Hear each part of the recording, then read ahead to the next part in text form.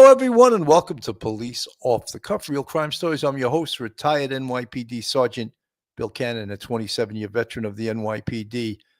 Back in the news, of course, is STEPHAN Stearns and his calls from jail. STEPHAN is about to go on trial for those 60 felonies for the SA of Madeline Soto. The more I look into STEPHAN Stearns, the more I even review his case, the sicker I get at looking at this poor excuse for, if you can even call him a human being. He seems to have no good characteristics, nothing, no honesty, no nature of being a stand-up guy. My God, he's pathetic. He's pathetic. And he still leans on his parents, calling them up and woe is me. He's always complaining that woe is me. The jail doesn't have good pillows. The food in the jail is horrible. Oh, I'm mistreated so much in the jail. It's just absolutely sickening. And we're going to listen to some of the calls that he's made from jail. And as a part B to this, he and his attorneys are making requests that his trial be moved out of Osceola County, and also that the courtroom be closed to outsiders. And of course, the press wants in on this. And you know something? This dirtbag should have as much coverage on this case as possible. There should be a light shown on this evil man that murdered this poor little girl and made this poor little girl, Madeline Soto, her life hell, absolute hell, while she was on this earth, And to have him request through his attorneys that the courtroom should be closed. I don't really want people watching me. It's so absolutely pathetic. And I'm hoping, it seems like the judge is pretty open-minded. And I think he may err on the side of the free press and allow, not err, he's not going to err, but rule on the side of the press and allow coverage, because I think the people from the community deserve to hear the evil behind this man.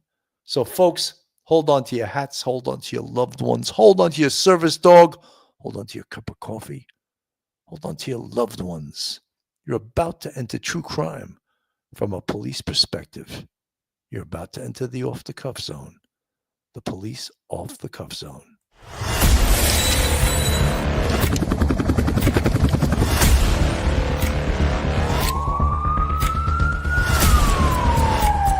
There has to be some common sense. They were the ones who called 911 to get him help, and now they're calling for change.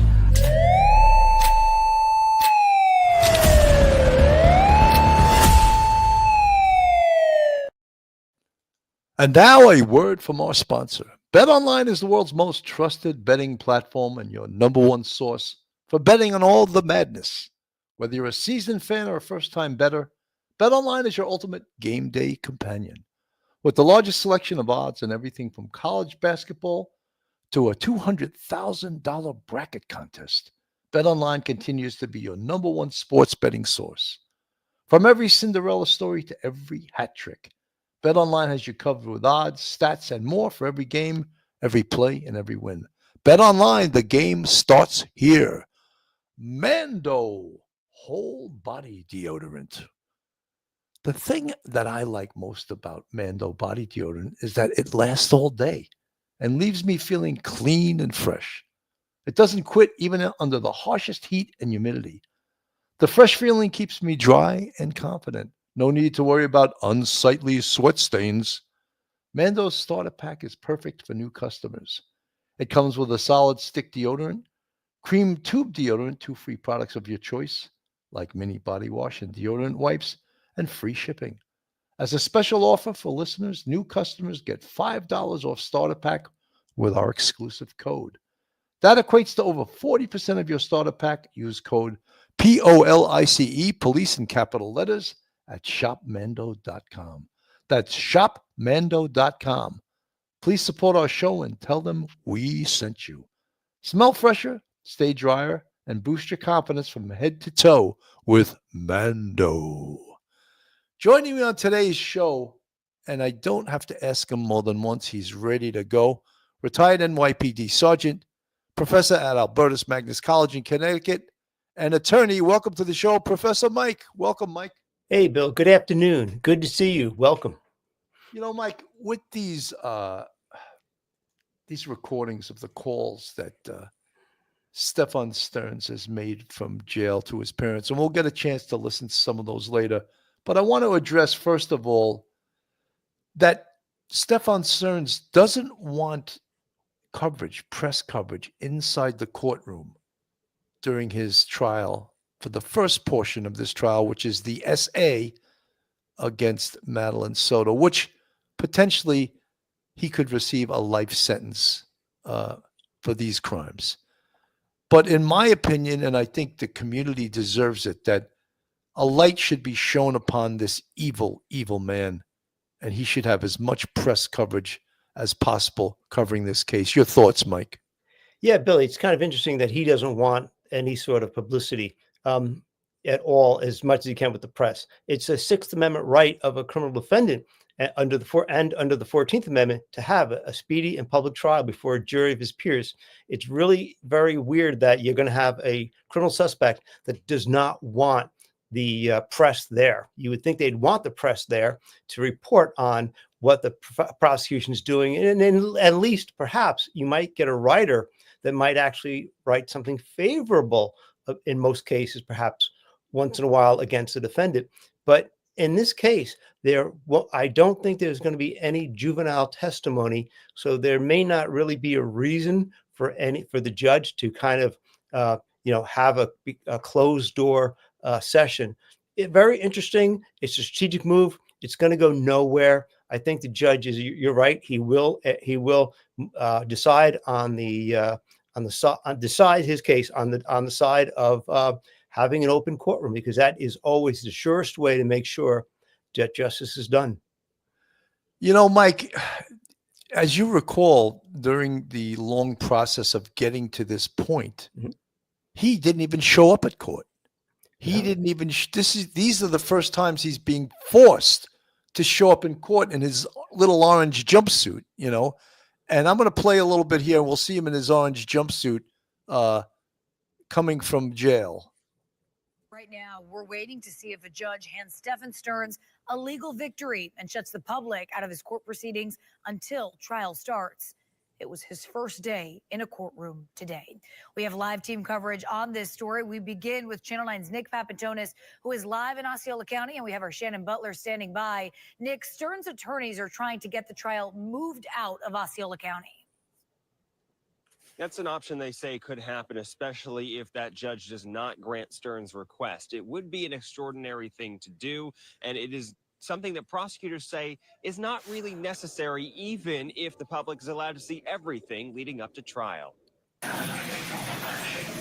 A slightly grayer STEPHAN Stearns trudging into the Osceola County courtroom Thursday for the first time since his arrest last March. Stearns accused of murdering Madeline Soto, the 13-year-old daughter of his girlfriend, who prosecutors say he sexually abused, strangled, and dumped into the woods, while claiming to the world he dropped her off near her school. She was asleep for most of the way. Told her have a good day at school when she got out. I love her. She said, thanks, love you too. That was it. The media is, and likely will continue to dissect in every aspect of this case. Stearns is now asking a judge to shut off public access to all his pretrial proceedings. His attorneys have filed dozens of motions, some of which they say could bring up evidence before a trial and taint a potential jury. But prosecutors and attorneys for local media outlets, including Channel 9, argued the public should have the right to see what happens in a taxpayer-funded courtroom, just like they did for other high-profile cases, including Casey Anthony's so-called trial of the century. This is not an unprecedented situation. We expect that judge to issue his written ruling by the end of next week. Live in Kissimmee, Nick Papantonis, Channel 9 Eyewitness News. All right, Nick, and we continue our live team coverage on the story with Shannon Butler. She is here with us in studio. Shannon, you've been listening to jail phone calls as well. Yeah, Greg, the jail calls we received today are from May and June of 2024, months after Stephan Stearns was arrested and charged with Madeline Soto's murder, but enough time for him to come up with a new story about her death. Stearns told his family that he saw Madeline Soto's autopsy and that raised a lot of questions. But what also raised a lot of questions for his parents and for us was the story he told about finding the little girl. He says he found her, describing her as ice cold. The parents then wondering when and why he didn't come to them for help. He told them because he was a coward. Don't get your hopes up for any conspiracy theories or vast conspiracies. Just understand that anything I did was not done while being within my rational mind. I had snapped at that point. And I wish I had done the correct thing to begin with. You know, I wish I had run downstairs and shaken her awake and called 911 and all that, and deserved the. Well, I wish you had too. I wish you had too. Maybe she could have been saved, but she was beyond that. Okay. You know, when someone's that ice cold and just gone. Now, what Stearns couldn't do was tell his parents what happened between 11 p.m. the night before and dawn when he says he found that little girl. Now, coming up on Eyewitness News at 6, much more, including what his mom had to say about Madeline's death and what he says now about the death penalty. He is just such a despicable, absolute dirtbag. And, he's such a coward. He is such an, but I can't, through this, I've had a problem in a way with criticizing his parents, but I don't like them either. I just cannot understand. They're the word enabler. They've enabled him to become this bag of shit that he is. They have absolutely enabled him, Mike. And I can't help myself from feeling this way.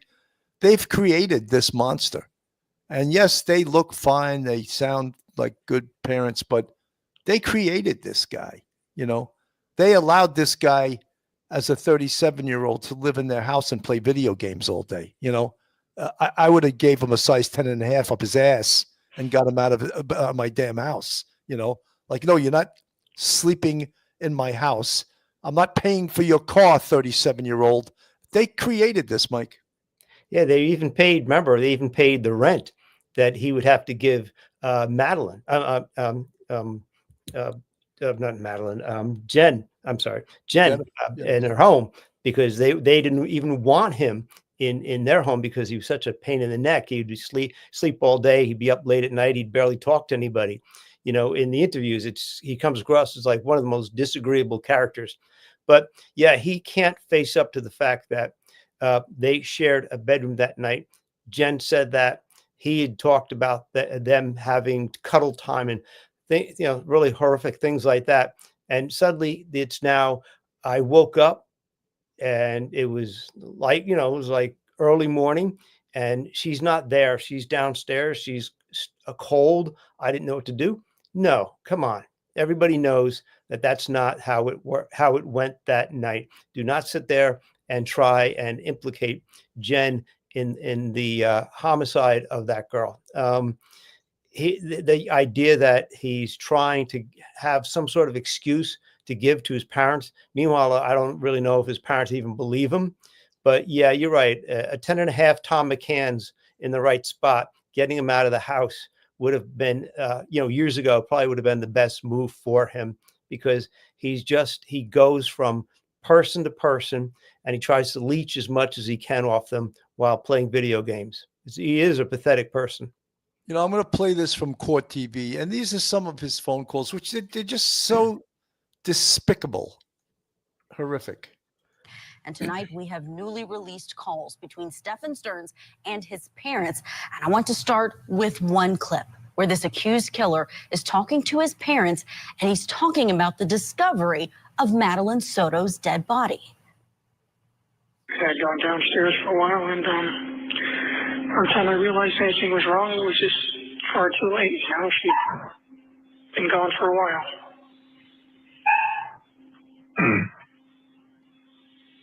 Yeah. Okay.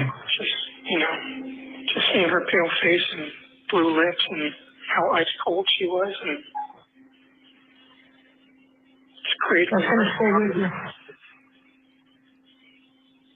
Yeah, that's Yeah, I remember seeing my brother when he had passed away, and that's the last thing I remember seeing of him.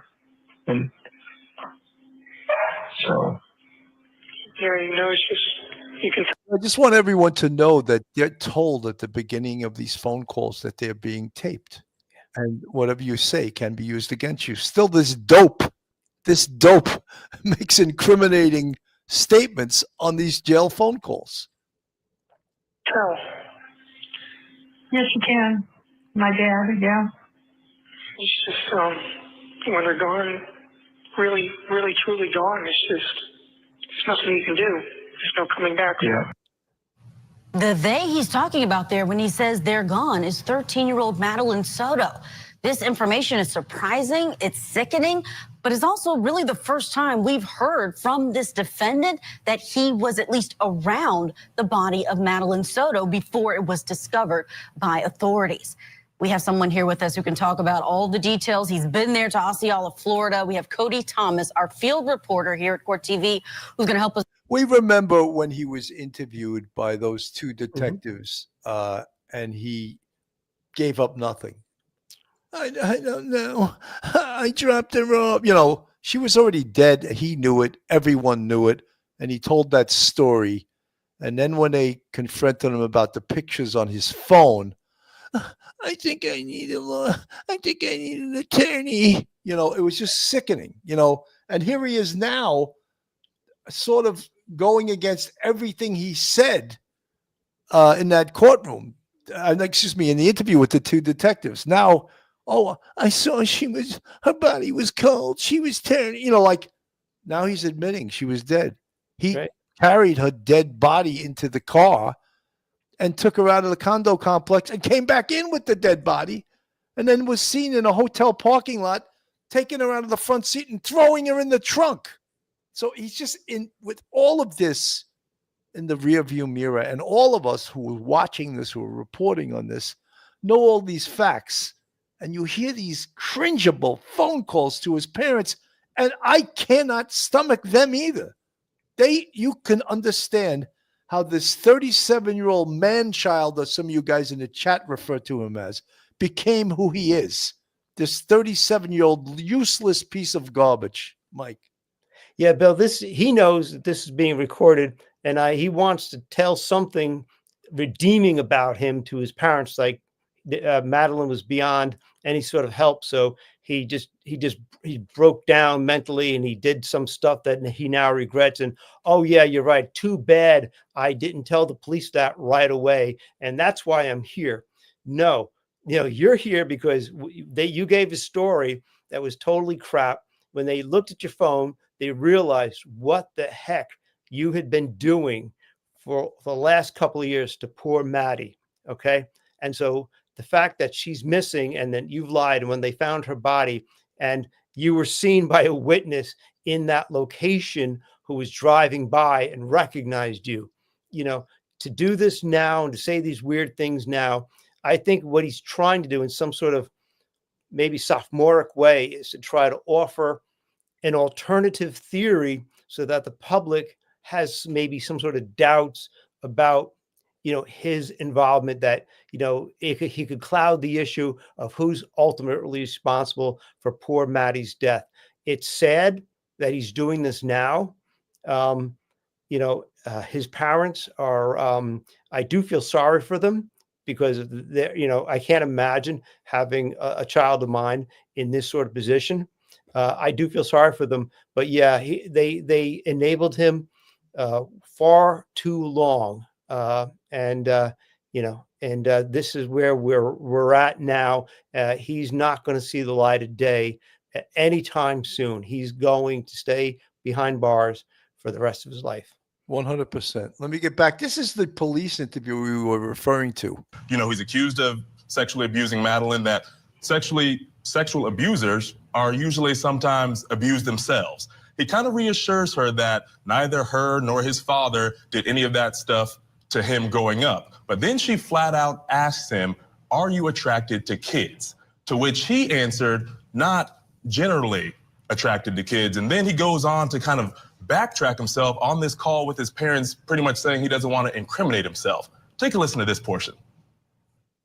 Just that, you know, they say that sometimes when you know, like children, that you have been an abused child, and it was intimated that perhaps we had abused you in some way. No, he has never did. And strictly speaking, I'm not actually into younger people like that. As you know, I don't even like most kids, so it's just hard to feel a generalized attraction towards any of them.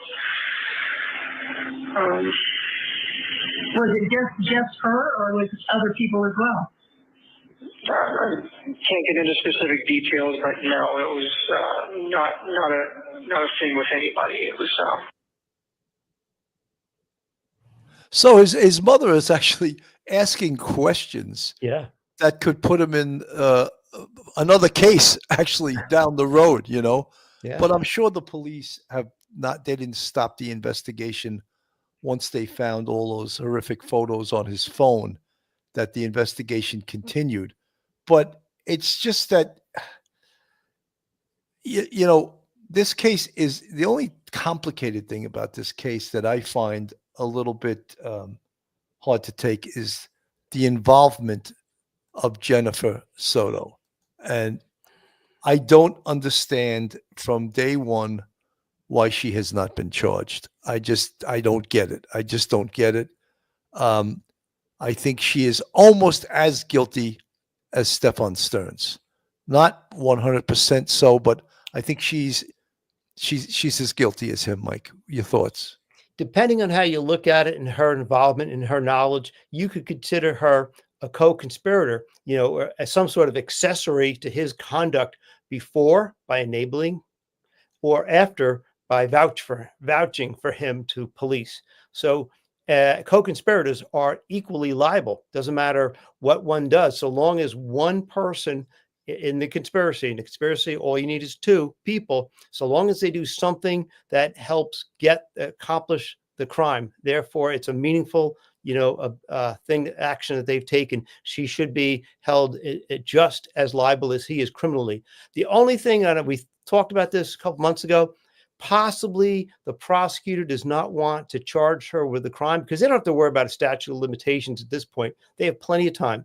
But I think they want to see her testify without any immunity whatsoever at his trial. Because if they do charge her with the crime right now, and then the prosecution wants to use her, they're going to have to give her some sort of immunity. And I think they want to stay away from that. I'm hoping that's the situation, and that they will charge him after his trials are over for obviously her part in enabling this terrible situation to happen to Maddie. Absolutely. Folks, this is Police Off the Cuff, real crime story. If you like real crime, true crime from a police perspective in the right place. If you're not subscribed, hit that subscribe button on the screen. Give us a thumbs up. Share us with your friends and your family. Hit the like button. And also, if you want to contribute to us financially, we have a Patreon with 4 different levels, and we have a YouTube channel membership with 5 different levels. And you could join our YouTube channel and join the Police Off the Cuff family. I want to play this. This was the old interview, some of the older ones, to bring us back to what he said previously and now compare it to what he's saying in these jailhouse phone calls. So made sure, you know, is it all right that you're going early? Because it was still early. She said, yeah, it's fine. I'm going to hang out, wait for my friends to get there, which she does sometimes. So it didn't sound, you know, outrageous or anything. And that was it. I told her to have a good day. I loved her. She told me she loved me too. And I turned around to leave, and I was watching her in my rearview mirror. And she looked like she was walking in the right direction. She was rummaging in her bag a little bit. like I said, but still sort of just shambling in the right direction while she was doing it. So it looked normal. It looked okay. So he was lying all the while there because A, she didn't have her bag to That's go right. rummage through, and B, she was already dead. That's And right. he's talking about dropping her off. So he's a real slickster. Well, he's not a real slickster. He's an idiot, but he's lying. All of these lies that now it's just so apparent that he lied because even in his own phone calls to his enabler parents, he's lying. And the biggest lie is that he knows she's dead in the house and her body was cold, and here he is being interviewed by the detective before they know. Just the female detective in this case, I had her name earlier on, but she was great. She's the one that discovered all these photos in his phone. And she legally asked him right on video, would it be okay if I look through your phone? And right on video, yes, he says, right? So she gets permission from him, right? And he thought, of course, remember, I'm bringing you back to months and months ago. Right. I thought I did a factory reset on my phone, but none of the photos were gone. For some way, Google just recopied them in another site, and all of that bad stuff was still on his phone, Mike. Yeah, Bill. When the very, very beginning, when we first saw him with his arms folded, and he was at that office when poor Maddie was first officially reported to the police, nobody knew exactly what happened. By the time that female detective interviewed him, they had already interviewed a bunch of people. They already did some searching. They were, and they were in the process of getting all kinds of video clips and traffic camera information and security footage. And so they were starting to put together a picture of what was going on. They couldn't fill in all the blanks yet, but they pinned him down pretty good, even though he was wiggling around with the times. And, he got to the smoke shop like 2 hours early, even though he knew they weren't open yet. All similar things, like she was asleep the entire time in the car, all little things that just didn't seem to jive whatsoever because he didn't want to be pinned down. And so they did a great job. They let him talk. And as you said, she got the cell phone, got the pictures. And so at that point, that filled in so many missing pieces of the puzzle. And they kind of really knew exactly what happened with poor Maddie. But the police did a great job in that case. It was really, really good. And even when when Jennifer was confronted when she went to get her phone back, I think a couple of days later, and she was confronted, her story changed tremendously. And once she was actually confronted with, you must have known. And then she realized, okay, stuff is coming unglued here. My own alibi is coming unglued. The police did an excellent job in this case. Outstanding. Let me go back to a little of this old interview. She had already gone to get her, so I just sat and waited and hung out and straightened up the house a little bit. And that was it. Then we got the call. What do you mean you got the call? Got the call from her that had not come out. So we started getting worried. Started making calls to her family. Be on the lookout. She might be walking to you.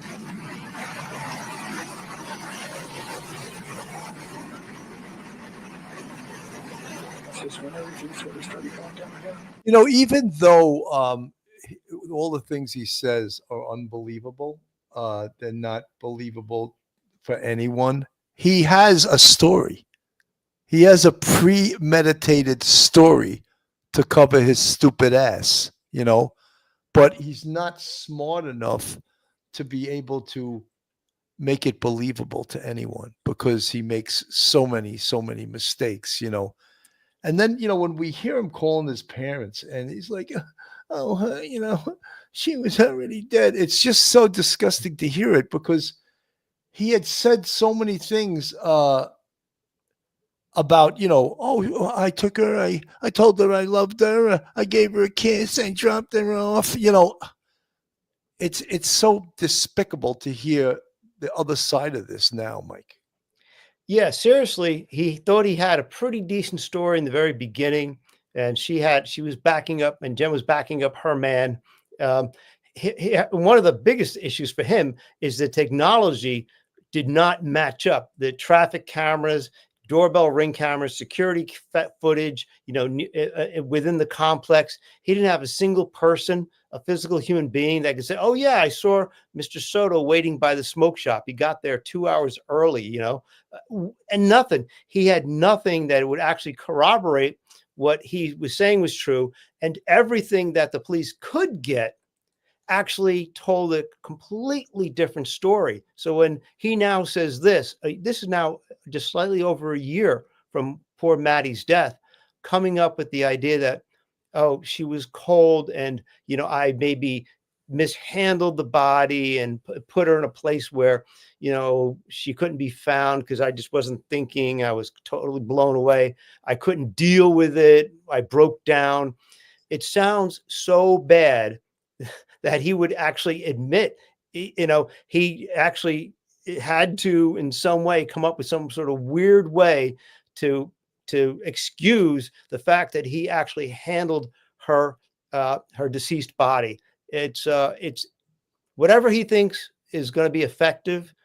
He's trying, at that moment, but it's not going anywhere. There's so much objective evidence that implicates him in the crime. There's nothing objective that exculpates him from the crime, that proves him innocent. And he doesn't seem to get that through his head.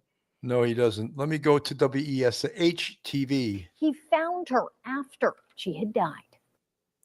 You have a call at no expense to you from STEPHAN Stearns, an inmate at Osceola County Corrections. Hours and hours of jail phone calls were released Friday between STEPHAN Stearns and his parents. In multiple conversations, Stern paints a vague picture of what happened the night Maddie was killed.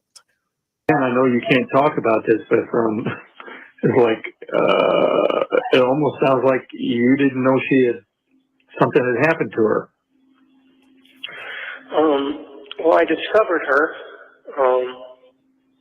in the state that she was in after everything was said and done. So, obviously I can't get into detail, but no, I was not aware that she had passed on. As you know, I'm up and down throughout the night, and I was not in the room the whole time. We know from reports that Stearns and Maddie Soto would sometimes share a bed in a townhome Maddie's mother shared with roommates. In the same phone call, Stearns' father asks, was there anybody else at the townhome that was not a regular person? No, which is why, I keep saying that I'm not sure that there's any one person, honestly, to blame. But they're certainly trying to blame me. Stearns is not only accused of killing Maddie, but taking her body and leaving it in a field in Kissimmee. He's also accused of sexually assaulting the 13-year-old for years. In multiple conversations, Stearns' parents seem to be asking who else could be responsible. Even in a conversation after Stearns found out prosecutors would be seeking the death penalty, with him telling his parents he's at peace with it, and it's the easier way out. Are you going to be accepted? Going to be the fall guy for this? Is that the deal? Stearns says it's that or spending the rest of his natural life in a place where no one will care about him. I mean, I think whoever's involved in this needs to have justice served on them. I mean, if you're not part of this, then let's get that cleared up. Mike, unbelievable. Like, are his parents this stupid that they're buying his alibi, or are they just playing him to keep him talking here? I mean, it's the stupidity runs in the family, I guess. Yeah, I don't think they're trying to play him. I think they're just trying to figure out. I think this whole thing to them is very surrealistic, and I think they have a hard time wrapping their mind around the fact that their son, who would do these horrific things and be responsible for what he did and actually have done it on his own. I think in their mind, they're hoping, praying beyond any sort of normal belief, beyond any sort of intelligence, they are dying for him to say something that they could hang their hat on and say, I knew it. My son is innocent. I think they're deceiving themselves terribly, but I think they're desperate at this point. They're just desperate. It's like they want to believe he didn't do it, but the evidence is insurmountable. Let me go back to this, Mike. I mean, it's not for you, but for the family. I'm pretty positive that this is all an accident. I'm not sure that any one person is to blame. Maybe no one's to blame, or maybe everyone's to blame a little bit. Now, it's important to note no one else is facing charges in connection with Maddie's death. You can find our previous reporting on the evidence police say they've collected that points to Stearns being responsible. Stearns' trial is scheduled to start in May. We're still waiting for a judge's ruling on whether public and media will be banned from court proceedings ahead of trial. But we'll bring you that update as soon as we have it. Jesse and Michelle. So there's other evidence. There's forensic evidence. There's the evidence, again, as we spoke, is insurmountable. So, and I think his parents know this. So I'm a little bit baffled, Mike, as to why they're playing along with his bullshit story. You know, it could have been an accident. You know, like they know all of the facts. They know all of the evidence that the police have. And to hear this little whining, poor excuse of a human telling them, you know, she was cold and she wasn't in the, I wasn't in the room. No, like it's just disgusting. You know, it's really disgusting, Mike. Yeah, they're trying, as parents, they're trying to do everything in their mind that they can try to wrap their head around. If it wasn't for the phone, the pictures on the phone, and say that was totally out of the situation whatsoever, but he's still charged with Madeline's death. You'd sit there and say, okay, his parents might say, oh, maybe he was up and down all night. Jen had access to the room. Maybe there was a big fight between the mother and the daughter, but that's not ever come up at all within an entire year. The roommates, all the other people were interviewed. Nothing like that happened. And then on top of that, the absence of any sort of fighting or arguments. And then you have the fact that you got the phone. That phone evidence, that just puts it way beyond any sort of real ability for the parents to wrap their heads around. They just cannot believe that evidence actually exists. They don't even want to touch that. They don't even want to go there. They just keep talking about that night. He keeps talking about that night, finding her cold. You know, it's so sad because someday they're going to have the ability, once they stop trying to fool themselves, they'll have the ability to come to terms with it. But right now, they are. I feel bad for them. They are really struggling with accepting what their son did. Everybody else can accept it because we don't love him, but because they're parents, they just cannot wrap their head around it. Absolutely. From the chat, Mel Stiller. Chris Stearns, his father, doesn't believe anything that Stephan says. Miss Starbuds 2325, where was Maddie's privacy? The audacity of this poor excuse for life. We need to bring this darkness into the light. Screw his feelings. I'm so glad watching him be so unhappy. I'm an SA survivor myself. Miss Starbuds 2325, I'm sorry to hear that. Thank you for sharing your story. Chrissy Lee, as a person who has neurological illnesses, if it had anything to do with his accident, something would have happened way before 30 years later. Chrissy Lee, that's just an excuse. It has absolutely nothing to do with his accident. People want to explain away horrific behavior. So that's what he's trying to do by saying, I was hit in the head. You know, like this guy's, he probably was hit in the head. He needs to be hit in the head much more often. I'm going to play this from Fox 35. Weird before she went to sleep, so I don't know what was going on there. New details tonight surrounding the jail calls between STEPHAN Stearns and his parents. Stearns is talking about the night Maddie Soto died. Stearns is accused of killing the 13-year-old. On the phone, he claims it was all an accident. Fox 35's Kelsey Cairns listened to all the new audio and shares how Stearns describes the relationship. We listened to all 34 jailhouse calls between Stephan Stearns and his parents. What is revealed in those calls is Stearns' alleged account of Maddie's death, his relationship with Maddie, and his own parents' reaction to the possibility of the death penalty in their son's murder case. Press 0 to make a prepaid collect call. One day after seeing Stephan Stearns in court for the first time, we are hearing his account of what allegedly happened leading up to Maddie Soto's death in jailhouse calls. You know, Stephan, I could never have imagined that we would all be in this situation. Made to his parents about 3 months after the 13-year-old was killed. Well, I mean, things kind of went sideways, whatever happened with, so you knew that was going to go down a rat hole. Yeah, well, I never in a million years that she would not be around anymore. In one of the calls, Stearns talks about the night before Maddie was reported missing. She was acting kind of weird before she went to sleep, so I don't know what was going on there. In another call, he talks about finding Maddie's body. I wish I'd run downstairs and shaken her awake and called 911 and all that. You know, when someone's that ice cold and just gone. She was in a different part of the house? Yeah. She wasn't with you? Well, she had gone to be with me earlier in the night. His mother weighing in, saying she doesn't think Stearns killed Maddie. She hints that Stearns' relationship with the teen was causing strain in his then romantic relationship with Maddie's mother. There's jealousy on the other side, too. I mean, if she told you, I hope you don't leave me for my daughter, that tells me that she was thinking about that for a while. Maddie's mother is not facing any charges in this case. When news broke about the possibility of the death penalty for Stearns, We got the news then that they filed this morning to seek the death penalty. Yeah. then a brief pause. How are you guys holding up? Well, we're just waiting for this to play out. Stearns' parents confront their son about his demeanor. Our understanding and impression is that you didn't do this, so why do you feel at peace and serenity with it?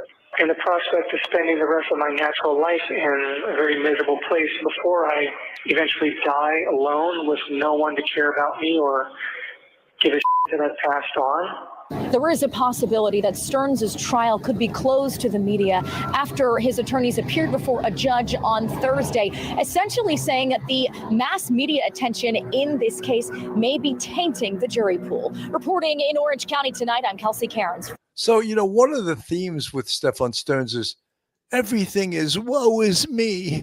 I will spend the rest of my life in jail and no one will care about. I mean, everything is like he is the one put upon here.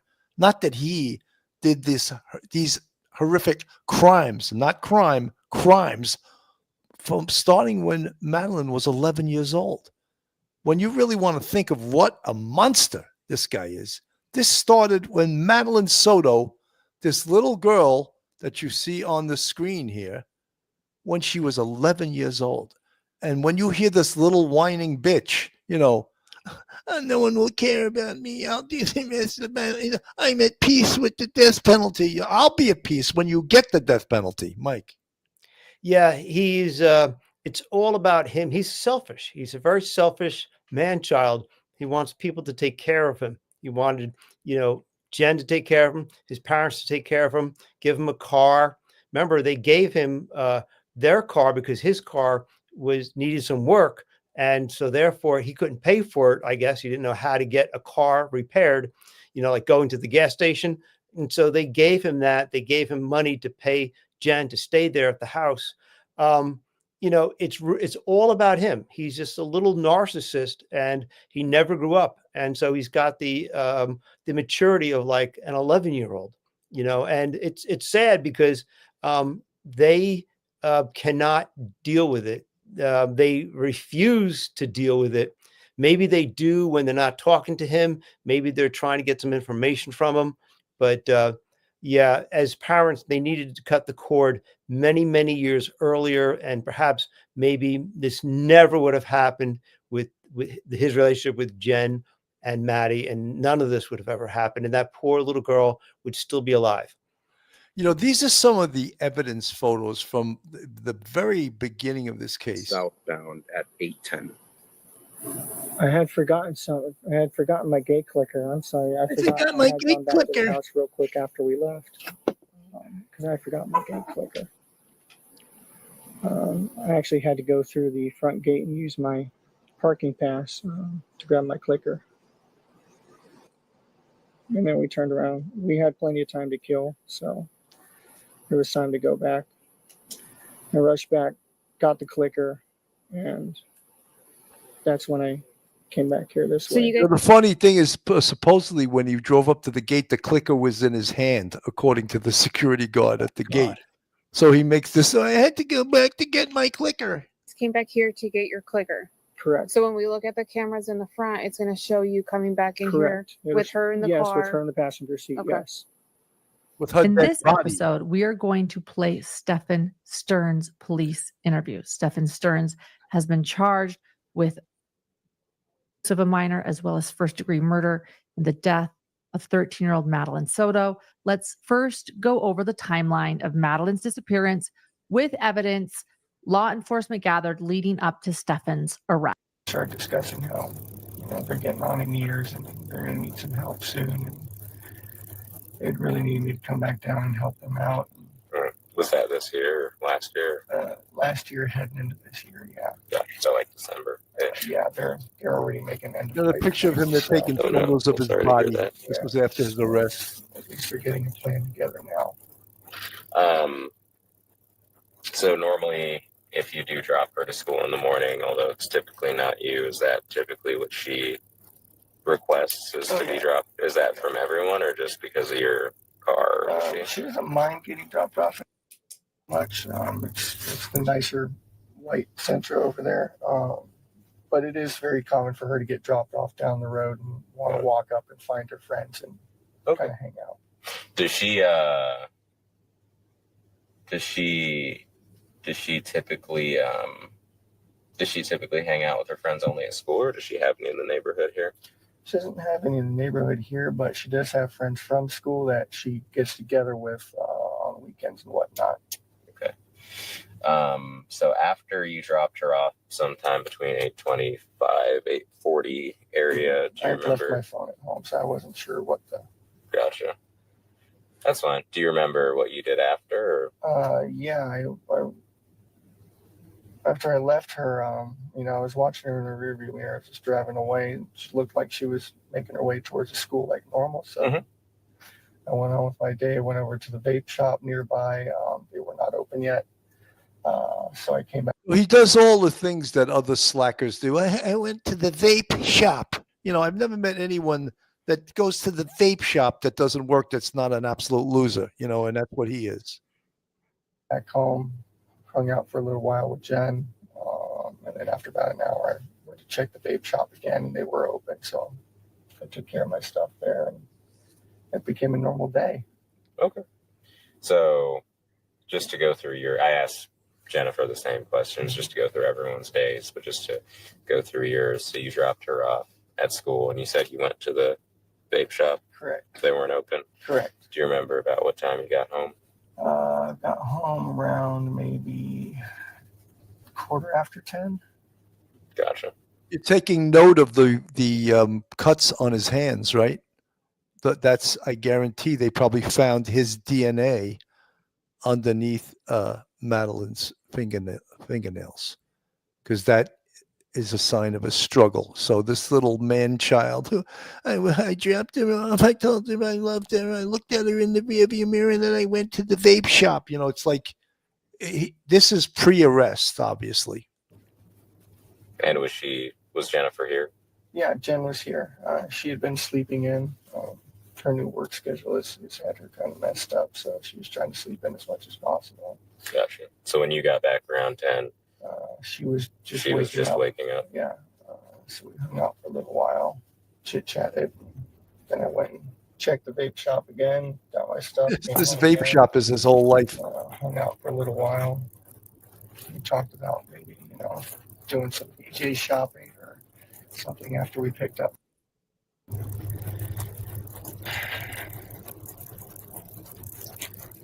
And then she wanted to take a nap again. I had a couple errands I needed to run, so that worked out fine. All right. I wanted to check out a couple of the card game shops in the area. Oh. One of my trading card games just had a new release, so I just wanted to look at stuff. Ended up getting a flat tire.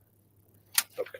That becomes part of the alibi, the flat He's tire. on my hoop. He's on a Oh, hoop where'd you now. get a flower? Where'd you get a flat tire? 192. That was hair raising. And that was when you were out shopping during the day? Yeah. That was between the hours of noon and like 2. Okay. Got it. And then so Because after... we needed to leave by 2:30 to go get in line and get ready to pick up. Got it. So you guys went and picked her up together? That was the goal. Yes, I was going to go with them, but I ended up getting a flat tire. So, So you couldn't. Yeah, I got back literally 10 minutes after she left, apparently. Got it. And so forgive me, I missed something. I kind of missed it in the middle of there, but you got back home around 10. You hung out with Jen, and then y'all just kind of hung out. And then did you separate to go shopping, or? She took a nap, and then I went and ran my errands.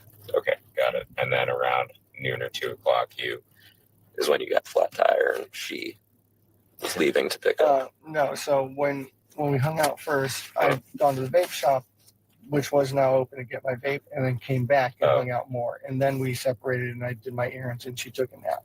Got it. That was around noonish when that. Got it. Okay, I just want to make sure I had that straight. So you went back to the vape shop. Which vape shop is it? Where's the vape shop around here? E-cigarette online on John Young. Oh, okay, I didn't know there was one around here. E-cigarette, e-smoker, e-something online, but I've been going to them for a while. I think I'll remember their name.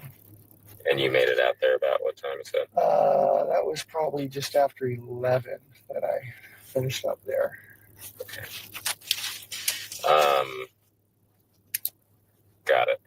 Now, can you remember the day prior to Monday? Do you remember, I guess if anything happened between Saturday night and Monday when you were here that might have sparked wanting to... She was so happy. Okay. Because party, right? Yeah, all three of us are together, and So we could these are obviously interviews that occurred before he was even arrested, and the detective here is very methodical in going by. He knows the answers to a lot of the questions he's asking Stephan Stearns, and Stephan Stearns, the detective is just allowing him to lie because he knows he's lying, and when you watch and listen to this now, you could see or hear what an accomplished liar sounds like. And he sounds almost believable. But when you know what the truth is, and which undoubtedly the detectives knew some of the truth as they were asking him these questions. Mike. Yeah, Bill, he spun a pretty good tale first time around with the police, that the night that they actually reported her missing around 8 o'clock at night. And here you can see he's with a much quieter area. He's with a detective who's very quiet and calm, and he's trying to spin it out a little bit, kind of give him a few hours movement here, there. I was at the vape shop. I was there for a couple of hours, and then I went back home, and then I had a kind of a flat into somewhere around 2. So he's got all these, very vague answers. The problem is he doesn't realize is by this point, they're gathering all that objective evidence, Ring doorbell cameras, security footage, traffic cam footage, all of the things that he doesn't even know or is aware of exist. And they're objective indications, and they're trying to match up the times where his car went. They could see his car going certain places at certain times, and they try to emulate where he went and at what time he was going. And it just didn't match up. He doesn't know that, thankfully, and he just went on and on and on. But they knew at this point, as you said, they really probably knew most all of the answers to those questions because they had spoken to Jennifer and had gathered some information. So when he's sitting there, and I love the detective. I just love that because that gives Stephan a lot of room just to keep saying stuff to fill the void. And he just buries himself right there, right then and there. Absolutely. Nina Chandro, what were they looking at for when it came to the vehicle? Numerous things. They were looking for blood. They were looking for signs of a struggle.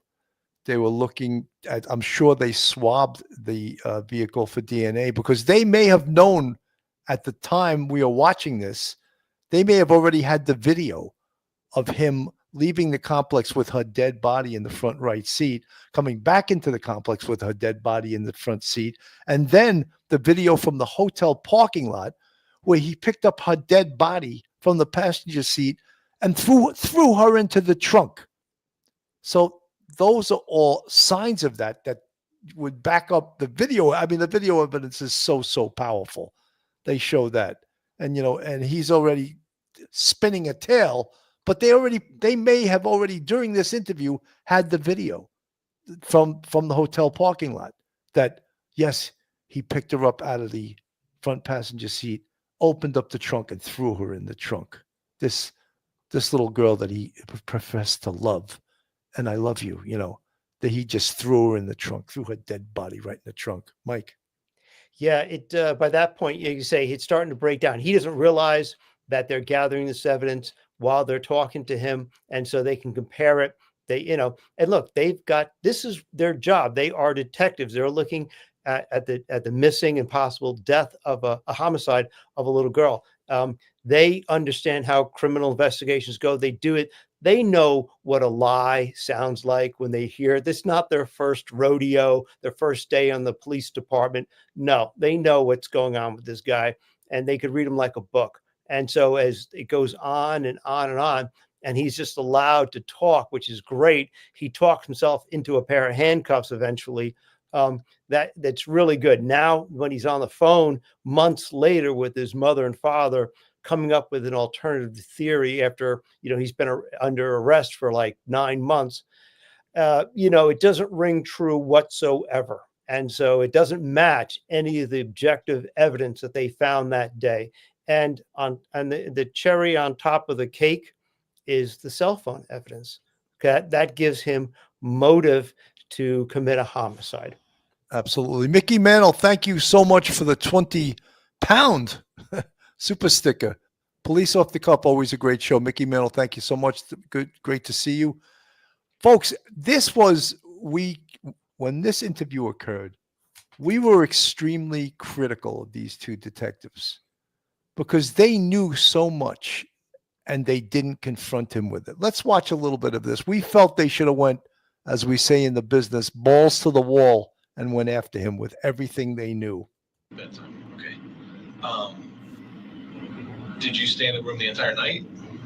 Not the entire night. I'm usually up and down sometimes. So I might go grab a drink or something, or I'm up and down sometimes. Gotcha. But you didn't at any point go. Okay. All right. So the night goes on, morning time comes around, and school. I'm walking through that a little bit.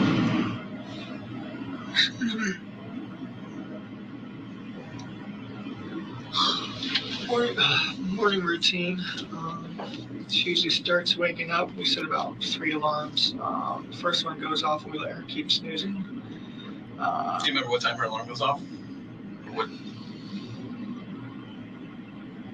Not really. Maybe 7:30ish. I'm not sure. Alarm goes off. We let her snooze about 3 times while we start getting ourselves ready. After the 3rd snooze, it's time for her to get up for real and start getting ready. Typically, she will have showered the night before, so she needs to brush her hair, brush her teeth, get her book bag together. He's so tired from the 3 jobs he works. He's yawning it all the time. He's so tired. Eat some breakfast if she's going to eat there.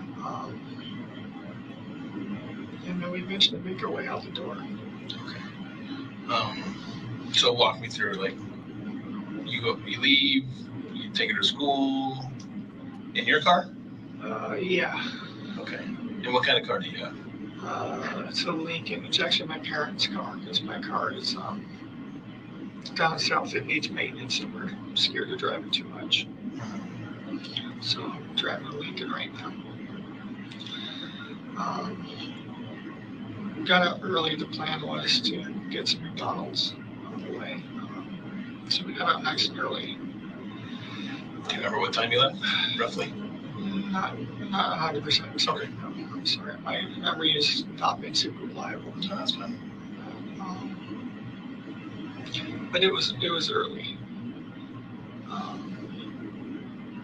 Maybe 7:30, 7:45, something like that. I'm not sure. I'm honestly not certain. That's fine. The plan was Jennifer awake when you guys left? Semi-awake. I was giving her updates as we were going along. Getting ready, getting dressed. We're leaving now. Goodbye.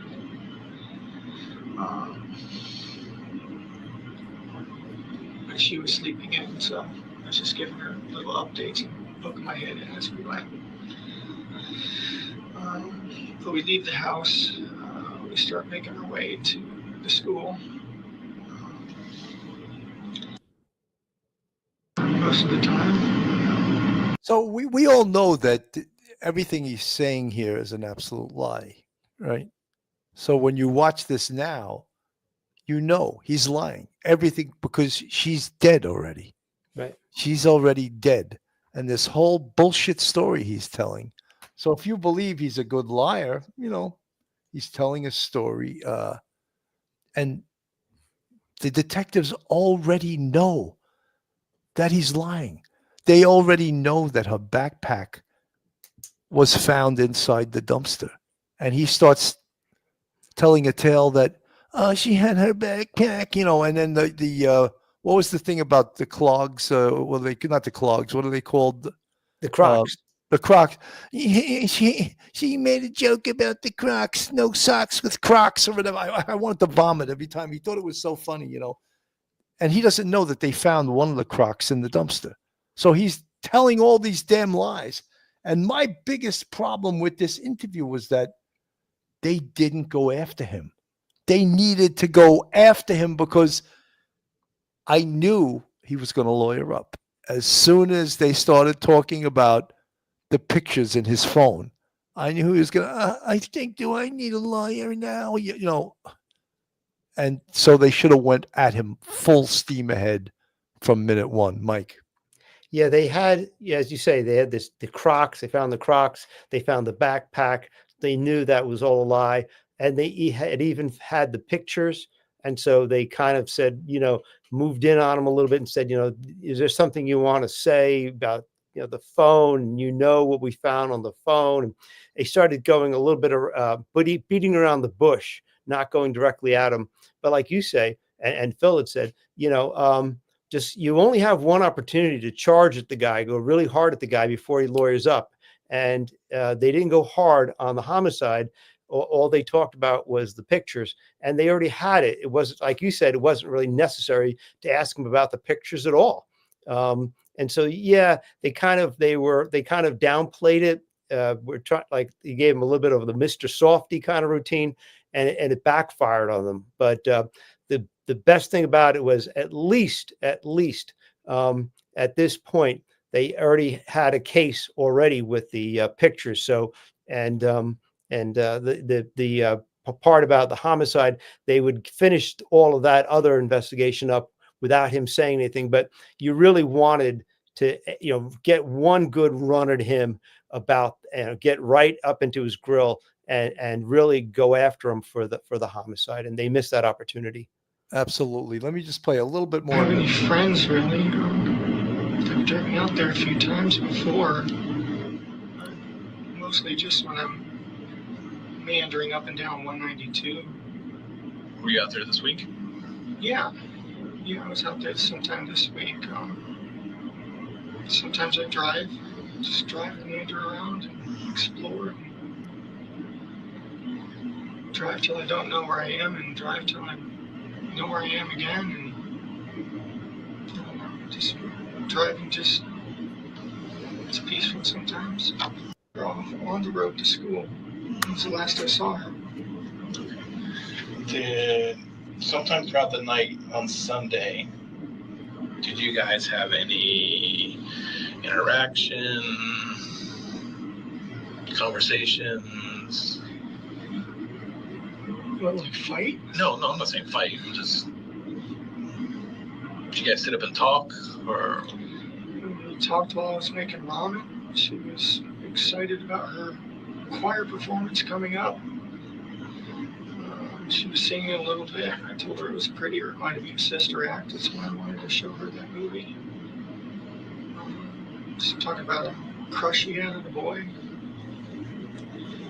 So we know what happens here. I'm not going to play the rest of the interview. They confront him with the photos, and that's when he lawyers up, and that's when his whole world came apart.